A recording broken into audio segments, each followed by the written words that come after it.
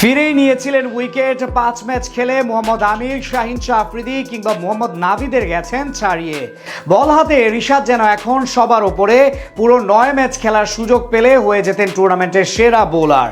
এখনও তাকে ধরা হয় লাহোরের ট্রাম্প কার্ড। পিএসএল এর সবাইকে হটিয়ে রিশাদের রাজত্ব নিয়ে বাকিটা জানবো রিপোর্টে। জীবনে প্রথমবারের মতো খেলতে গিয়েছেন বিদেশি কোনো ফ্র্যাঞ্চাইজি টুর্নামেন্ট, আর সেখানেই বাজিমাত করে রীতিমতো হইচই সৃষ্টি করেছেন রিশাদ হোসেন। বল হাতে নিজের সামর্থ্য দেখিয়ে চারদিক থেকে প্রশংসা করাচ্ছেন টাইগার লেগ স্পিনার। অনেকে তো তাকে রাশিদ খানের সাথেও তুলনা করা শুরু করে দিয়েছেন। তেমনি পাকিস্তান সুপার লিগে মাত্র 5 ম্যাচ খেলে আছেন সকলের ওপরে। এমনকি তার চেয়ে প্রায় ডাবল ম্যাচ খেলা সত্ত্বেও পিছিয়ে আছেন মোহাম্মদ আমির, শাহিন শাহ আফ্রিদির মতো বোলাররা। গেল বছর ডিসেম্বরে সুযোগ পেয়েছিলেন বিগ ব্যাশে। একই বছর টি-20 বিশ্বকাপের পর ডাক আসে কানাডায় আয়োজিত গ্লোবাল টি-20 লিগ থেকে, কিন্তু তৎকালীন বিসিবির কাছ থেকে এনওসি না পাওয়ায় যেতে পারেননি। টানা 2টি বিদেশি টুর্নামেন্ট মিস করা রিশাদ এবার ছাড়পত্র পান পিএসএল এর লাহোর কালান্দার্সে খেলার জন্য। আর সেখানে অভিষেক ম্যাচের পর থেকে রীতিমতো জাগরণ সৃষ্টি করেন পুরো টুর্নামেন্টে।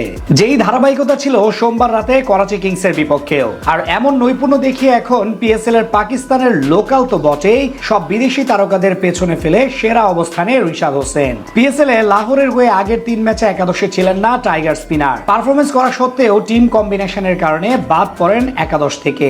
এরপর করাচি কিংসের সাথে ফিরতি ম্যাচের সুযোগ পেয়ে বল হাতে 3 ওভার বল করে মাত্র 28 রান দিয়ে 1 উইকেট তুলে নেন তিনি। সব মিলিয়ে এখন পর্যন্ত সেরা 10 উইকেট শিকারীর তালিকায় নাম আছে তার, যদিও সেখানে ম্যাচ খেলেছেন সবচেয়ে কম। সব মিলিয়ে এখন পর্যন্ত মাত্র 5 ম্যাচে মাত্র 16.5 গড় ও 8.70 ইকোনমি রেটে 9 উইকেট শিকার করেছেন রিশাদ হোসেন। অথচ তার চেয়ে 4 ম্যাচ বেশি খেলেও সমান উইকেট সংখ্যা লাহোরের অধিনায়ক শাহিন শাহ আফ্রিদির। একই অবস্থা নাসিম শাহ, মোহাম্মদ নাভি ও আমিরদের ক্ষেত্রে।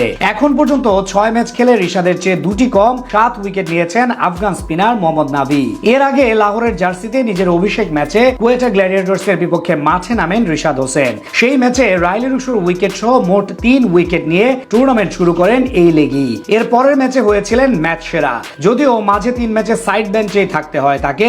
তবে বাকিদের মতো যদি সবগুলো ম্যাচ খেলার সুযোগ পেতেন তাহলে হয়তো এখন টুর্নামেন্টের সর্বাধিক উইকেটের মালিক থাকতেন, কেননা তার পারফরমেন্স ও সাম্প্রতিক ফর্ম তেমনটাই সাক্ষী দেয়। তবে এখনো বেশ কিছু ম্যাচ বাকি আছে লাহোর কালান্দার্সের। যদি সুপার 4-এ কোয়ালিফাই করে এবং ফাইনাল খেলতে পারে তাহলে কমপক্ষে 3টি ম্যাচ খেলার সুযোগ পাবেন টাইগার লেগ স্পিনার। সেখান থেকে পুনরায় সবাইকে ছাড়িয়ে শীর্ষে উঠতে পারেন তিনি।